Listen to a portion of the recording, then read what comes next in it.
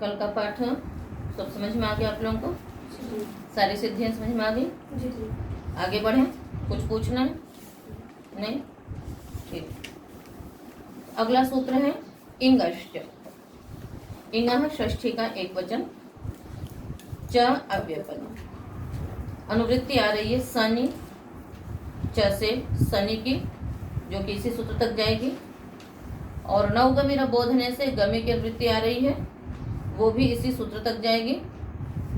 अर्थ धातु के चल ही रहे हैं। अर्थ होगा सूत्र का, इंग धातो हो स्थाने गमिरादेशो भवति शनि अर्ध धातु के परतः। इंग धातु के स्थान पे गमी आदेश होता है, सन अर्ध धातु के परे रहती है। उदाहरण है अधिजिगांसते, अधिजिगांसेते, अधिजिगांसन्ते। इंग से यहाँ पर इंग अध्ययन धातु ली गई है, ठीक है। और उसका प्रयोग आप सबको मालूम है कि अधिपूर्वक ही होता है। तो अधिजिगांसते, अधि उपसर्ग रखेंगे, इंग धातु है और धातु कर्मण समान कर्तृका दीक्षायाम वा से हम सन प्रत्यय कर देंगे। सन के परे रहते इंग के स्थान पे क्या हो गया? गम आदेश हो गया। अधि गम सन, ठीक है। ये धातु अनिट है, यहाँ पर अर्ध धातु का सेट बलादेश से इटागम की प्राप्ति होगी, किंतु एकाच उपदेश में दार्थ से निषेध हो जाएगा, ठीक है। तो इस प्रकार से इटागम की प्राप्ति पुनः उसका निषेध होने के बाद सूत्र लगेगा अज्झन गमाम सनी। सूत्र निकाल लीजिए, 6 4 16। अनुवृत्ति सूत्र में क्विझलो किंगिति से झली की आ रही है। अर्थ होगा सूत्र का, अजंतानाम अंगानाम हनिगम्योश्च झलादौ सनि परतः दीर्घो भवति। झलादि सन के परे रहते अजंत अंग को तथा हन और गम धातुओं को दीर्घ होता है।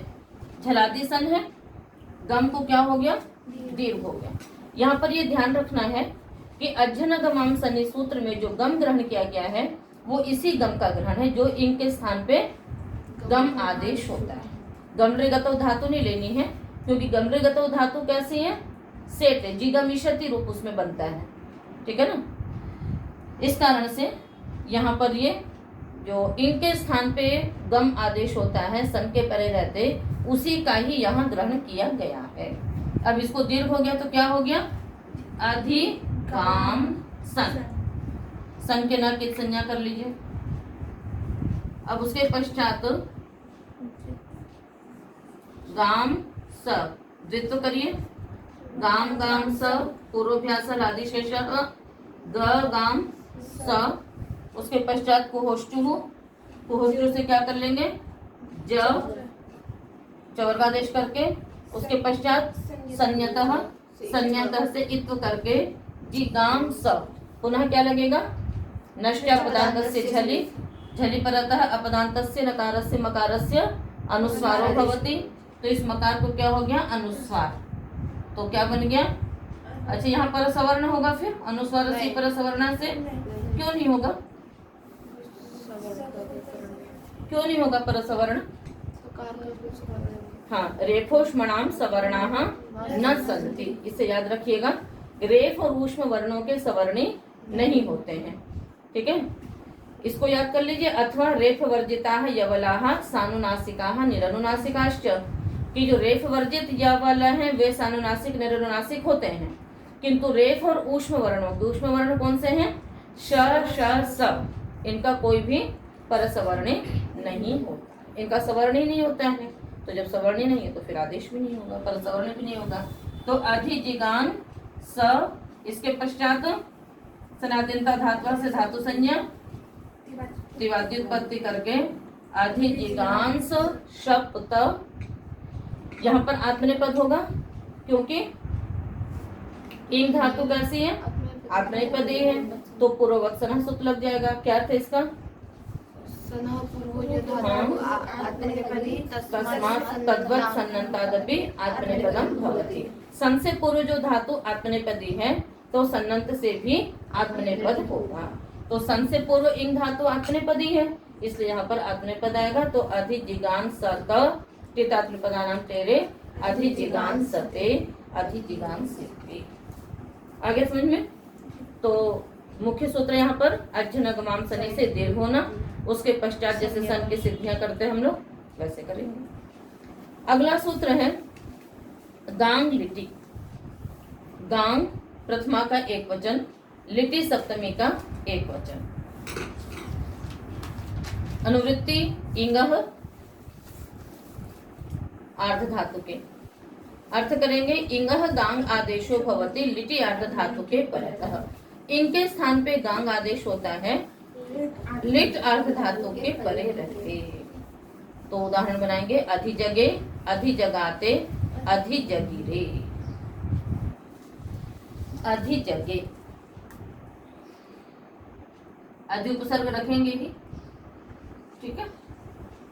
उसके पश्चात इंग के स्थान पे क्या आदेश करेंगे? गांग।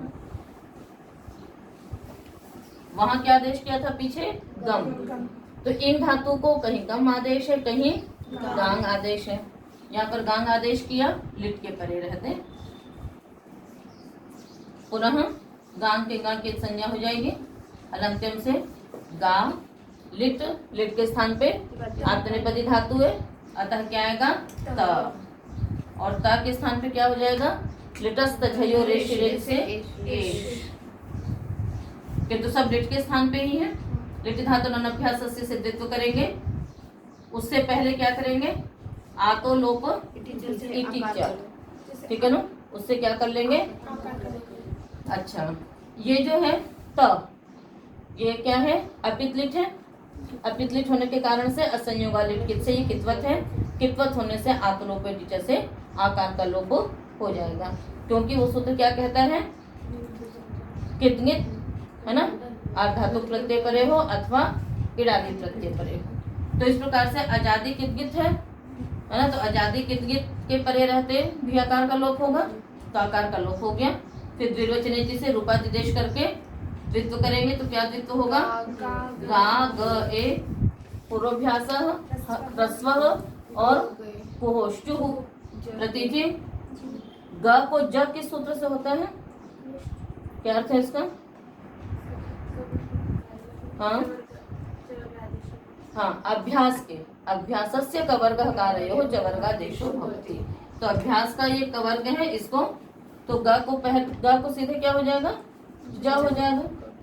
तो जग ए अधि इसमें मिल जाएगा, क्या बन जाएगा? अधि जगे। उसके पश्चात अधि जगाते। अधि जगाते में क्या है? आताम पदानाम तेरे से एक होकर के अधिजग आते, अधिजग आते। अधिजगिरे में क्या लगेगा? इरेज हो जाएगा, तो क्या बन जाएगा? अधिजगिरे। तो अधिजगे, अधिजगाते, अधिजगिरे। तो लिट लकार में भी इंग धातु को नित्य गांग आदेश होगा। आप लोगों को मैंने कहा था कि जो भी धातुएं इधर आ रही हैं उनके 10 लकारों में रूप लिखने के लिए लिख रहे हैं आप लोग, ठीक है। जब ये सारे सूत्र पूरे हो जाएंगे तब फिर मैं आप लोगों की कॉपी भी देखूंगी और सुनूंगी, ठीक है ना। चलिए, तो अधि जगह, अधि जगाते, अधि जगिरे, तो गांगलिटी सूत्र भी हो गया। अगला सूत्र है विभाषा लुंग रिंगो। विभाषा प्रथमा का एक वचन, लुंग रिंगो सप्तमी का द्विवचन। लुंग चल रिंग चैती लुंग रिंगौ तयोः लुंग रिंगो। कौन सा समास?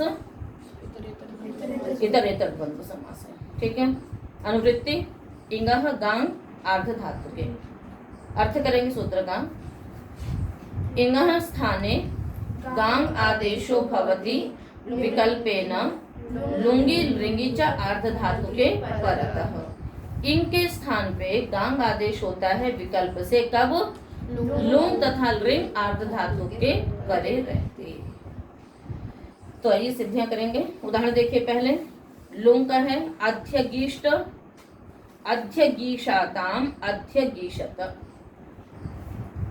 अध्यगीष्ट, अध्यगीषाताम। ये तब की सिद्धि है, उदाहरण है जब आप गांग आदेश करेंगे। और जब गांग आदेश नहीं होगा तब अध्ययिष्ट अध्ययिषाताम।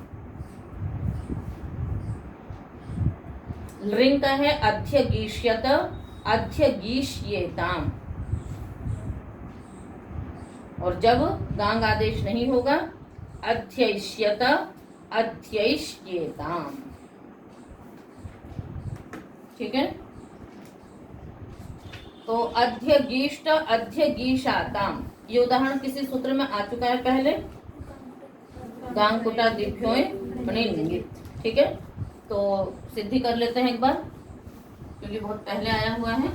तो अधि उपसर्ग है ही, इंग धातु है, लुंग लकार लुंग लिंगो है, तो लुंग लकार है। लुंग परे रहते इनके स्थान पे क्या आदेश होगा? गांग आदेश हो गया।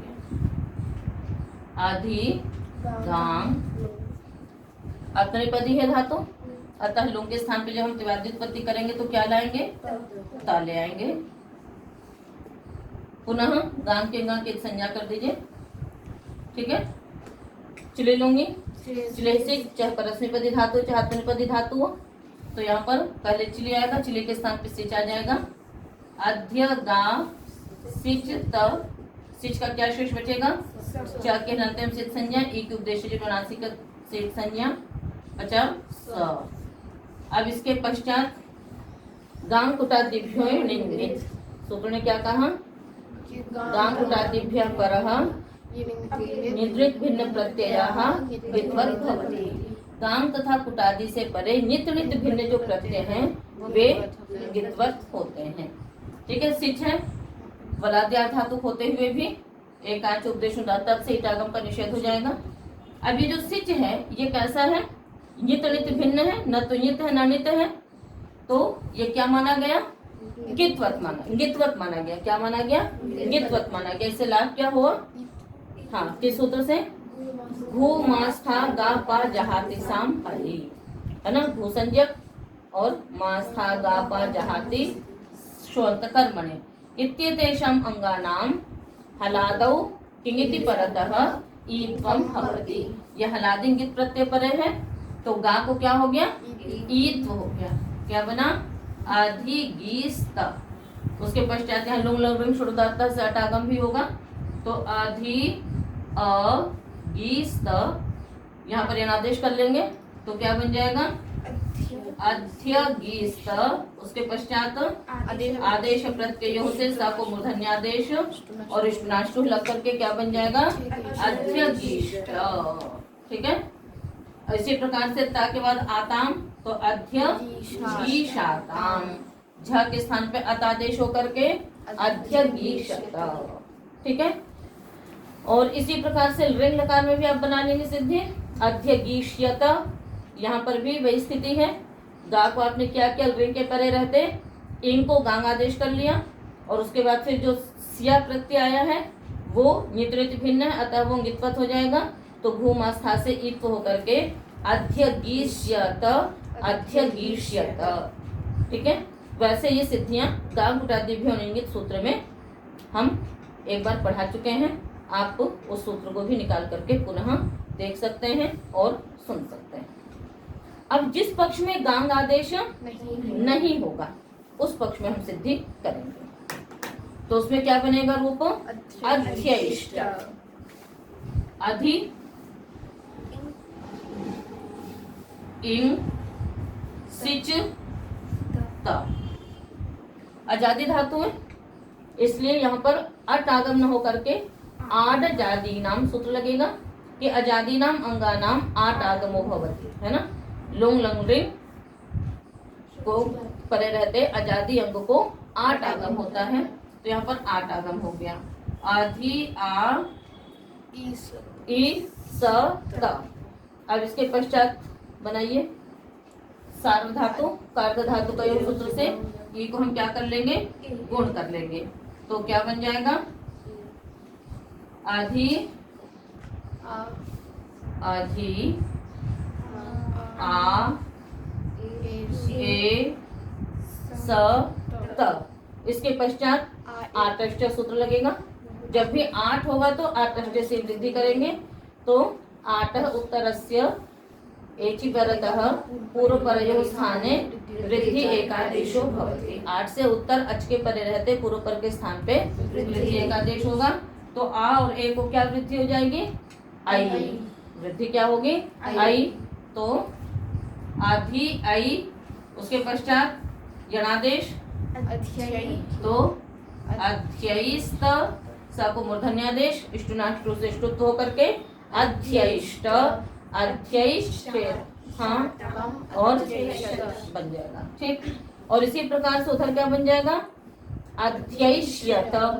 इस सारी चीजें इसी प्रकार से होंगी, बस वहां पर सिच की जगह पे स्या है, तो अध्ययिष्यत।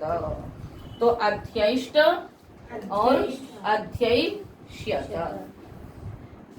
तो अध्ययिष्ट, अध्ययिषाताम, वही इसी प्रकार से रहेगा। अध्ययिष, आगे आताम, अध्ययिषाताम, अध्ययिष्यत। ठीक है।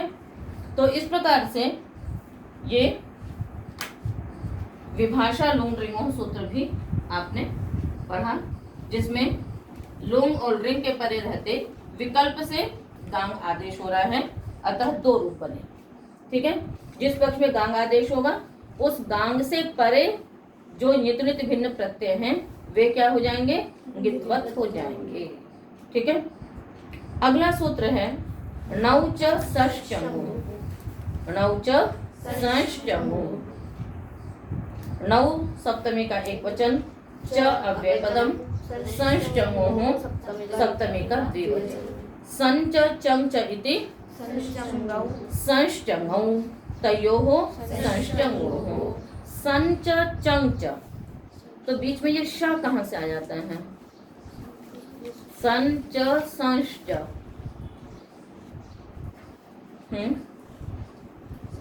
इससे पहले आपको बताई जा चुकी है संधि।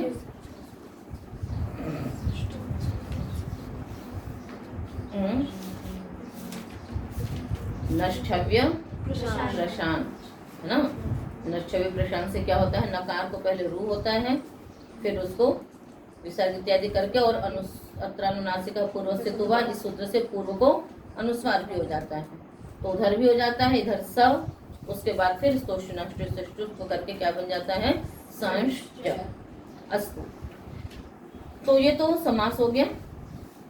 अनुवृत्ति आ रही है विभाषा लुंग रिंगों से विभाषा की, गांग लिटि से गांग की, इंगष्ट से इंग की और आर्ध धातु की। ठीक है। यहाँ पर आप देख रहे हैं कि संचंगोह भी सप्तमी है और नौ भी सप्तमी है, तो अब इसको हम किस प्रकार से अर्थ करेंगे? तो ऐसे जो सूत्र होते हैं उसमें हम अर्थ करते हैं। चलिए, सन परे चंग परे णौ परतः, कैसे अर्थ करेंगे? सन परे चंग परे णौ परतः इंग धातोः स्थाने विकल्पेन गांग आदेशो भवति। सन परक निज परे हो अथवा चंग परक निज परे हो। तात्पर्य क्या हो गया? सन परे, सन परह यस्मात् स सन परह। सन परे है जिस निच के, पहले रहेगी इंग धातु, उसके बाद निच, उसके बाद सन। सन परे है जिस निच के, चंग परे है जिस निच के, ऐसी जो इंग धातु। ठीक है। तो पहले इंग, इंग से हम निच करेंगे और निच से सन करेंगे, निच से चंग करेंगे। बात समझ में आ गई? निजांत से सन और निजांत से चंग तो आता ही है लुंग लकार में, तो इस प्रकार से अर्थ किया जाता है। ठीक है ना। तो अर्थ आपने कर लिया, क्या अर्थ हुआ एक बार फिर से बोल दीजिए। सन परे चंग परे णौ परतः इंग धातोः गांग आदेशो भवति विकल्पेन। उदाहरण बनाएंगे, अधिजिगापयिषति, ये सन का है, सन परक निच का है। अधिजिगापयिषति, और जिस पक्ष में आदेश नहीं होगा उस पक्ष में बनेगा अध्यापिपयिषति। अध्यापिपयिषति। जितने कठिन ये शब्द सुनने में लग रहे हैं, जब हम उसकी सिद्धि करते हैं तो इतना कठिन नहीं होता है। एक तो अधि शब्द ही अपने आप में सुनने में कठिन लगता है, पर वस्तुतः इतना कठिन है नहीं। तो अधिजिगापयिषति, अध्यापिपयिषति। चंग में बनेगा अध्यजीगपत, अध्यापिपत। अध्यजिगपत और अध्यापिपत। तो सबसे पहले क्या है? अधिजिगापयिषति, ठीक है ना? आइए सिद्धि करते हैं।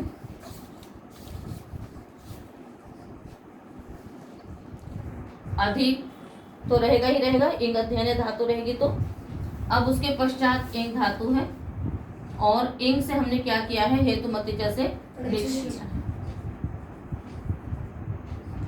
इंग आगे लिच, ठीक है? अधि ई लिच। उसके पश्चात सनाद्यंता धातु से धातु संज्ञा कर लेंगे। निच का क्या रह जाएगा? ई। आधि ई, ठीक है? उसके पश्चात क्या करेंगे? सन ले आइए। धातु कर्मणः समान कर्तृका दीक्षायां पास है, क्योंकि सूत्र ने कहा कि है ना, सन परे है जिस निच के। तो अधि ई सन, ये स्थिति रखते हुए हमने क्या कर लिया? इंग के स्थान पे गांग आदेश कर लिया। क्या आदेश कर लिया? गांग आदेश किया ई के स्थान पे। तो अधि गा ई स, आपको क्या बनाना है? अधिजिगापयिषति, ठीक है? अधिगा ई स हो गया। इसके पश्चात सूत्र लगा लीजिए। अर्ति ह्री व्ली री क्नुयि क्ष्माय्याताम उपगुणौ। अर्ति ह्री व्ली क्नुयि क्ष्मायि आताम आकारांतानाम अंगानाम नौ परतः पुक आगमो भवति। यह आकारांत धातु है, इसलिए आकारांत अंग को ये निच है, निच के पर रहते क्या हो जाएगा? पुक आगम हो जाएगा। हमेशा ध्यान रखिएगा कि जब भी निच प्रत्यय लाएंगे तो वहां पर एक प्रकरण है सप्तम अध्याय में कि कहीं पर युक आगम, कहीं पुक आगम, कहीं नुक आगम, ये सब होते हैं। पर मुख्य सूत्र है अर्ति ह्री व्ली री क्नुयि क्ष्माय्याताम पुक। क्योंकि आकारांत धातुएं बहुत हैं, जो एजंत है उनको भी आत्व हो जाता है और आकारांत धातुएं भी हैं, उन सबको क्या हो जाता है? पुक आगम हो जाता है। इसलिए दा का क्या बनेगा? दापयति, ठीक है? और कहीं कहीं पर युकागम विधान क्या? साक्षा साहवा व्यावेपान युग है तो पाययति बन जाता है। तो कहीं युक आगम है और कहीं पर पुक, पर ज्यादातर पुक आगम है। तो यहाँ पर हमने पुक आगम किया आकारांतों को, तो आद्यंत प्रकृतौ से किसको होगा? धातु को होगा। इसके अंत में बैठा तो गा पुक, पुक का शेष बचा प, अधिगाप ई सन, ये स्थिति हुई। अब इसके पश्चात हमें द्वित्व करना है। संज्ञा सूत्र लगाएंगे। द्वित्व क्या करेंगे? अधि गाप गापो, क्या द्वित्व होगा? गाप गापो। अधि गाप गाप ई सन। उसके पश्चात अभ्यास कार्य सारे उसी प्रकार से होंगे। पूर्वाभ्यास से अभ्यास संज्ञा होगी। हलादि शेष से आदि हल शेष रहेगा, शेष का लोप होगा, पुनः रस्वर भी लग जाएगा। तो क्या हो जाएगा? गप। अधि गप गाप, ठीक है ना? हाँ, ग गाप। पुनः कोष्टु से ग को क्या हो जाएगा? चवर्गा देश में हो जाएगा। तो क्या बन जाएगा? ज गाप। संज्ञतः लगा दीजिए। एक तो कर लेंगे तो क्या हो जाएगा? अधि जी गाप, ठीक है? अभी अधि जी गापी याद बना लिया आपने? अधि जी गाप ई स, ठीक है? अब इसके पश्चात ये जो सन है ई, इसी में हम मिला ले रहे हैं, ठीक है ना? अधिजिगापी आगे सन, फिर आधातु का से बुलाते हैं, सन परे रहते है ना? वलादी आधातु को इटागम करेंगे। सन वलादी आधातु के इटागम कर लीजिए। अधिजिगापी ई स। उसके पश्चात सार्वधातु का धातु का यो इगंतम को क्या करेंगे? गुण करेंगे। तो क्या बन जाएगा? अधिजिगापे ई स। एचो वायु से आदेश करके क्या बनेगा? अधिजिगापय ई स। अधिजिगापय स आदेश प्रत्ययों से मूर्धन्य आदेश करेंगे। तो अधिजिगापयिष। अब इसकी सनाद्यंता धातु से धातु संज्ञा और उसके पश्चात तिवादी उत्पत्ति करेंगे पूर्ववत सनह लगा करके, ठीक है। तो यहाँ पर क्या हो जाएगा? अब आप यहाँ पर सोचें कि इंग धातु जो थी वो आत्मनेपदी थी, तो इंग धातु आत्मनेपदी थी, ठीक है, किंतु आपने सन तो किससे किया? निजंत से किया है, और निजंत धातुएं कैसी होती है? उभयपदी होती हैं। निचष्ट सूत्र से क्रिया का फल कर्ता को मिलता है तो आत्मनेपद और दूसरों को मिलता है तो परस्मैपद। तो निजंत धातुएं उभयपदी होती हैं, इसलिए यहाँ पर परस्मैपद भी आ सकता है। तो अधिजिगा पयिष आगे टिप शब्द भी आएगा, अतो गुणे से प्ररूप करके अधिजिगा पयिषति बन गया। तो वैसे इतनी बड़ी सिद्धि लग रही, इतना बड़ा शब्द लग रहा है, किंतु केवल पुक आगम किया है, ठीक है ना, और उसके पश्चात अभ्यास कार्य इत्यादि जैसे होते हैं उसी प्रकार से हुआ। तो अधिजिगा पयिषति, और जिस पक्ष में गांग आदेश नहीं करेंगे उस पक्ष में क्या बनेगा?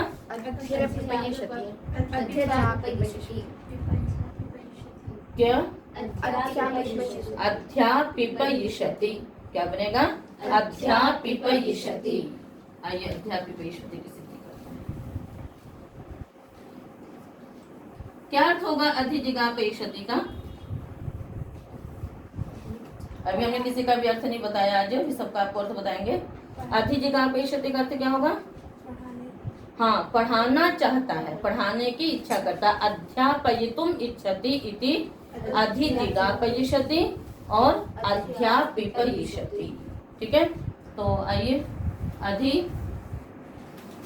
तो है ही, उसके पश्चात आपने क्या रखा है? एक धातु है, इसके पश्चात निच है, ठीक है। इसके पश्चात क्या है? यहाँ पर निच है। यहाँ पर हम क्या करेंगे? इंग आगे निच, एक सूत्र लगेगा क्लीं जी नाम नव। क्या सूत्र लगेगा?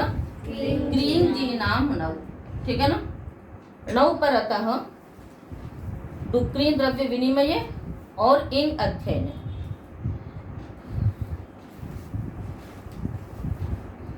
ठीक है। पर इससे भी पहले हम एक सूत्र और लगा लेंगे। इससे पहले हम क्या करेंगे? निच होने के कारण से यहाँ पर हम पहले इसको वृद्धि करेंगे। क्या करेंगे? यणित प्रत्यय पर है ना, तो अचोनिति से वृद्धि कर लेंगे। वृद्धि करके ई को क्या वृद्धि करेंगे? आई। आई वृद्धि करने के पश्चात के एजंत बन जाएंगे। तो क्री और इंग धातुओं के एज को आत्व हो जाता है, तो इसको आत्व हो जाएगा। तो क्या बन गया? आधि आ। ई को आत्व हो गया तो क्या बन गया? हाँ, ठीक है ना। अब उसके पश्चात फिर क्या किया आपने? आकारांत धातु बन गई, तो अर्थे पुगुणों से पोकागम कर दिया। क्या बन गया? अधि आप ई। उसके पश्चात सन ले आइए, सन तो आपने, हाँ ठीक है, अधि आप ई सन। उसके पश्चात अधि आपी और वलादिया धातु की टागम भी कर लीजिए। अधि आपी ई स, ऊपर वाला हटा दीजिए, स्पष्ट हो जाएगा। अधि आपी ई स। उसके पश्चात द्वित्व करेंगे, ठीक है। तब ये आजादी है, संयमों से द्वित्व करेंगे तो द्वितीय एकाच को द्वित्व होगा, ठीक है ना। अब द्वितीय एकाच को द्वित्व करेंगे तो क्या द्वित्व होगा आपको मालूम है? अच्छा, अभी उससे भी पहले आप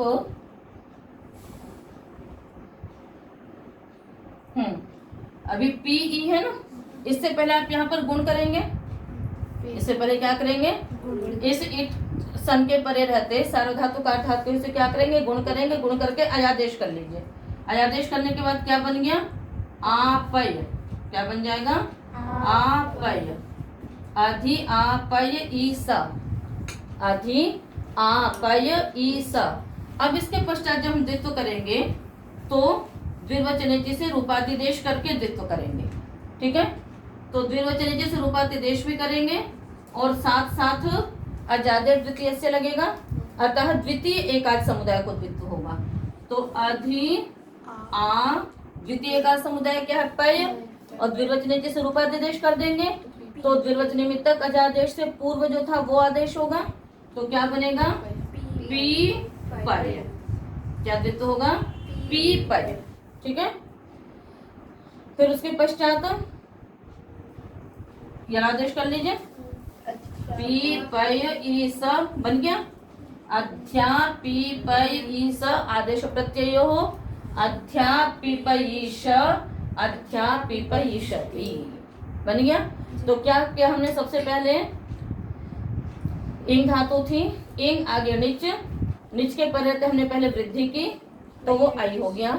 आई होने के पश्चात क्रिंग नामों सूत्र लगाया, उससे एच को हमने आत्म कर दिया तो अधि आ निच। पुनः अर्थे पुगुणों से पुगागम करके आप ही बनाया। अधि आपी सन इटागम कर दिया, अधि आपी ई सन। उसके पश्चात सार्वधातु कार्धातु से गुण किया, अधि आपे ई स आदेश किया, अध्यापय ई स। अब जब द्वित्व करेंगे तो द्विवचन से रूपातिदेश करके द्वितीय एकार समुदाय को द्वित्व करेंगे तो पी पय द्वित्व किया, तो उसके पश्चात गणादेश कर लिया तो अध्यापीपयीश अध्यापीपयिषति बन जाएगा। ठीक है। दूसरा क्या था? अध्यजीगपत। क्या बनाना हमको? अध्यजीगपत। ये किस में बनाना है? चंग में। निजंत से लुंग लकार का रूप है ये। अध्यजीगपत का अर्थ क्या हो गया? उसने पढ़ाया। अध्यजीगपत का अर्थ क्या हुआ? उसने पढ़ाया। तो अधि उपसर्ग है, इंग धातु है और लुंग लकार का रूप है निच से। ठीक है। और आगे चलिए, निच भी ले आए हैं। निच का क्या शेष रहेगा? ई। लुंग लकार है, लुंग लकार के स्थान पे हम टिप कर लिया हमने। और निश्री ध्रुवभ्या कर्तरी चंग, इस सूत्र से क्या होता है? चंग हुआ करता है। इससे क्या होता है? चंग होता है निजंत होने के कारण से। तो आपने चंग भी कर लिया। अधि ई टिप, चंग का क्या शेष बच गया? अब देखिए, चंग परक निच परे है तो ई को क्या हो गया? गांग आदेश हो गया। गांग का शेष क्या बचा? गा। अधि गा। पुनः निच है तो इसलिए पुकागम भी हो जाएगा, तो क्या बनेगा? अधिगापी अति। ठीक है। अब इसके आगे की सिद्धि आप थोड़ा सा ध्यान से सुनेंगे। यहाँ पर सूत्र लगेगा नेर निति। अनिदादौ अर्ध धातु के परतः नेह लोपो भवति। अनिदादि अर्ध धातु परे हो तो ने का लोप होता है। ये जो चंग है ये अर्ध धातुक है, किंतु इसको इटागम नहीं हो सकता है। क्यों नहीं हो सकता है? क्योंकि ये अजादी है, वलादी नहीं है। तो अनिदादि अर्ध धातुक चंग के परे रहते ने का हम क्या कर देते हैं? लोप कर देते हैं। ने का लोप कर दिया। उसके पश्चात सूत्र है नौ चंग्युपधाया ह्रस्वः। इसका अर्थ है चंग परेणौ परतः अंगस्य उपधायाः ह्रस्वो भवति। आ चुका ये पहले किसमें? हाँ, पढ़ चुके हैं आप लोग।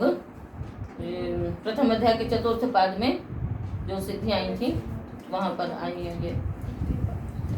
तृतीय पाद में भी आ चुके हैं। किस सिद्धि में पढ़े हैं?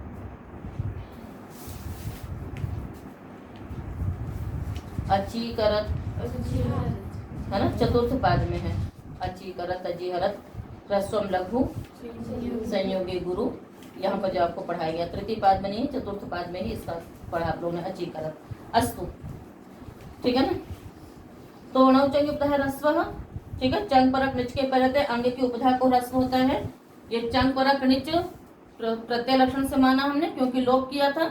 तो चंग परक निच के परे रहते अंग कितना है? गाप। इसकी उपधा है आ, इसको आपने ह्रस्व कर दिया तो क्या हो गया? गप।